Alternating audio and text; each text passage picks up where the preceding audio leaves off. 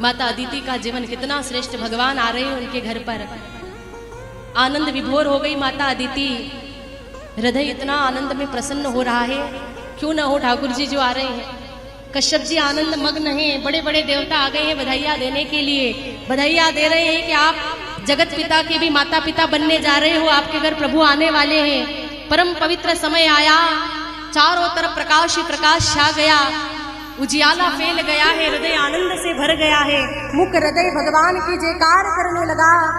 परम पवित्र समय आया, भाद्रपद मास के शुक्ल पक्ष की द्वादशी तिथि, मध्याह्न काल का समय हुआ और अदिति माता के सम्मुख उनके गर्भ से भगवान वामन का प्राकट्य हुआ।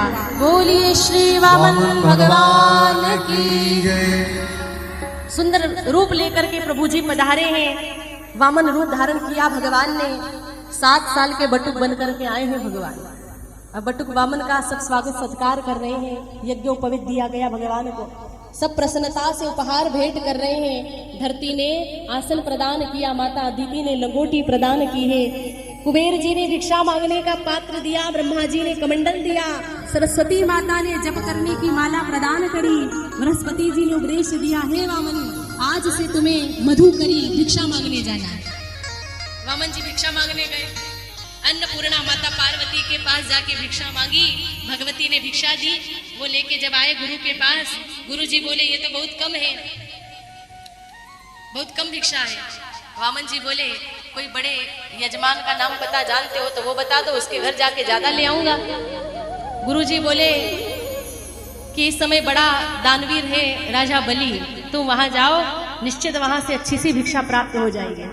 तो भगवान वामन ने उसी दिशा में प्रयाण किया है। वामन भगवान जा रहे हैं बलि राजा के यहाँ पर भिक्षा मांगने के लिए।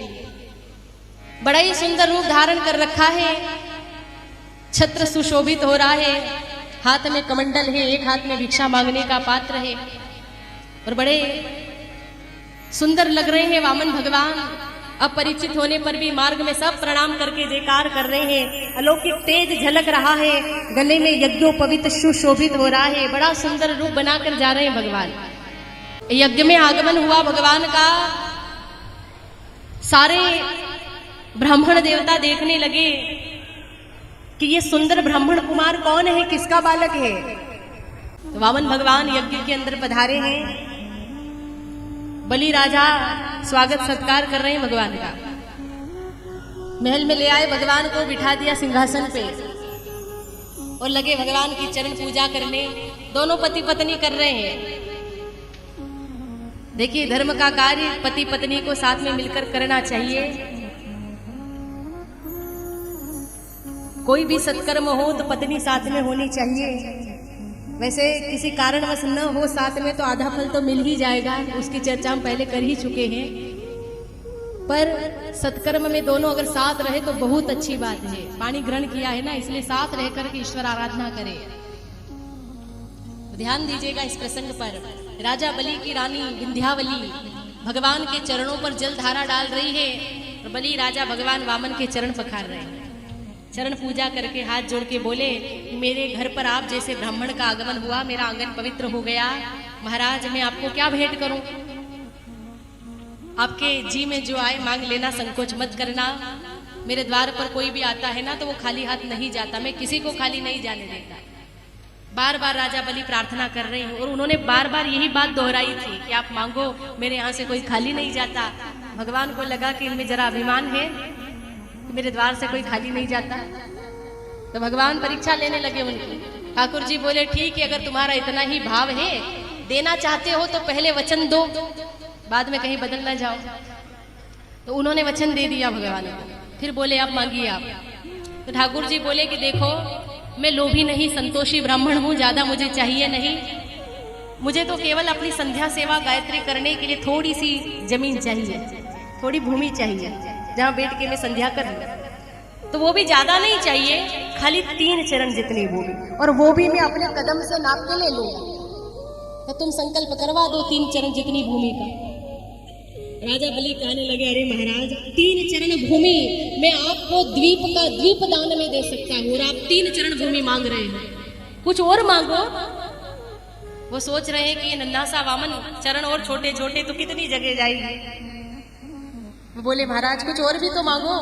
बोले नहीं नहीं, मैंने पहले ही कह दिया था कि मैं संतोषी व्यक्ति हूँ, ज्यादा मुझे चाहिए नहीं। दे सकते हो तो संकल्प करा दो।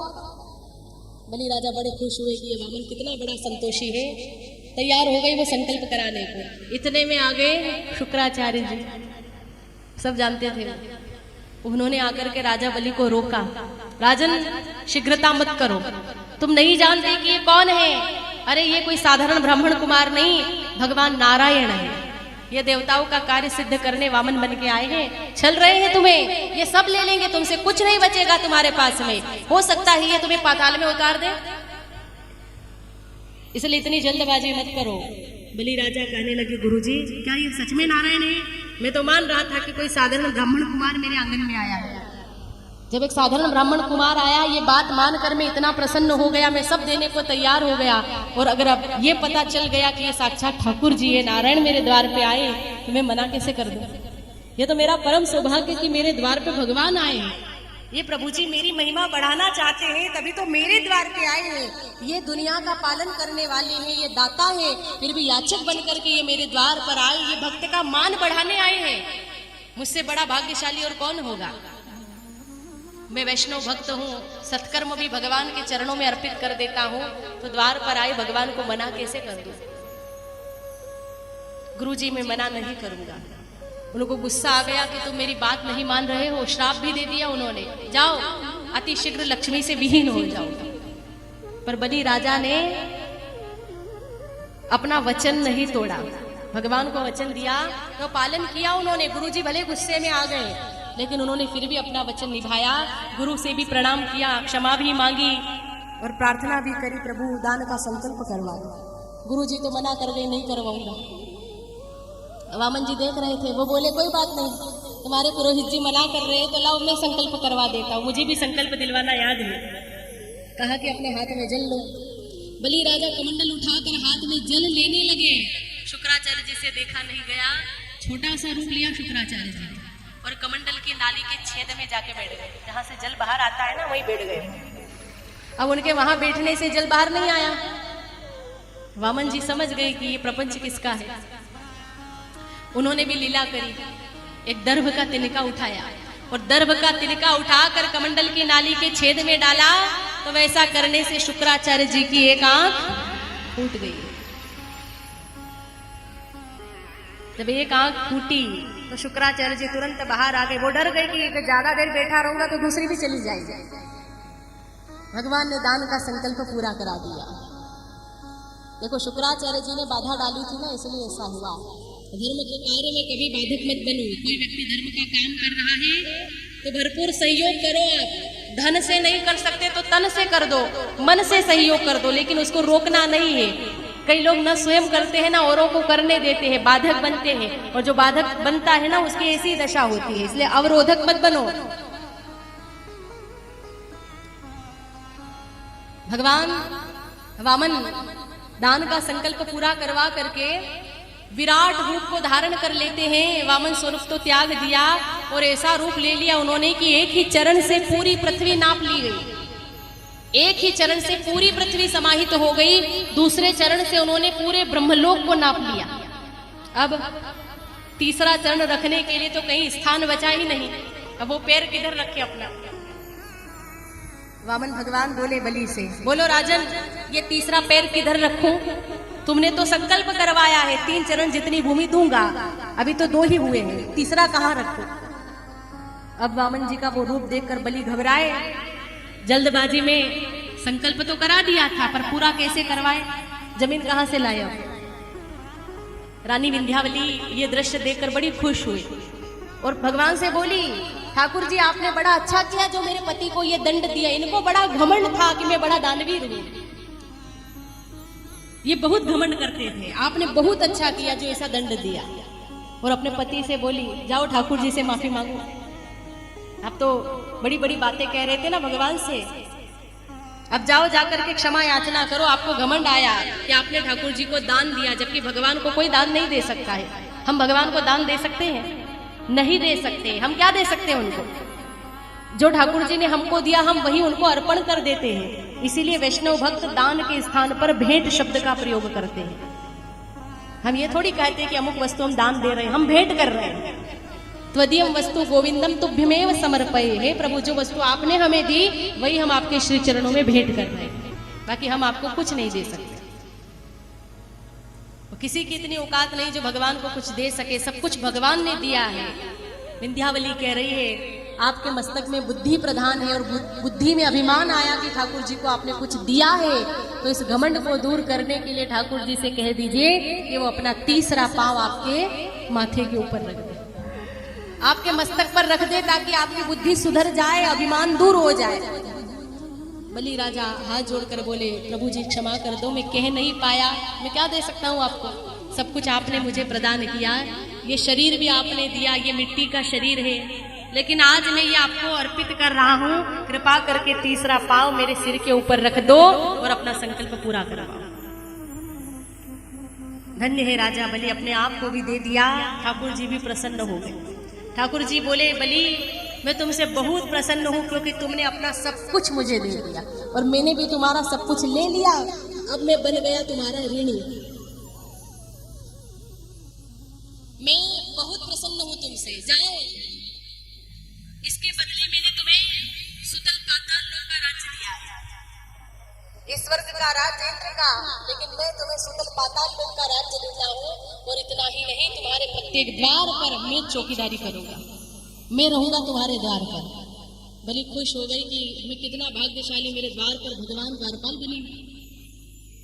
सानंद राजा बलि भगवान को लेकर के पधारी है सुतल पाताल लोक के अंदर।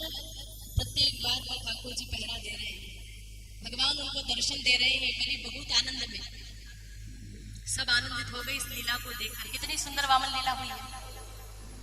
लक्ष्मी जी को खबर मिली कि उनके नारायण सुतल पाताल में है, राजा बलि के घर चौकीदारी कर रहे हैं। लक्ष्मी जी तो रह नहीं पाई, वो ब्राह्मणी का रूप लेकर के आई सुतल पाताल में।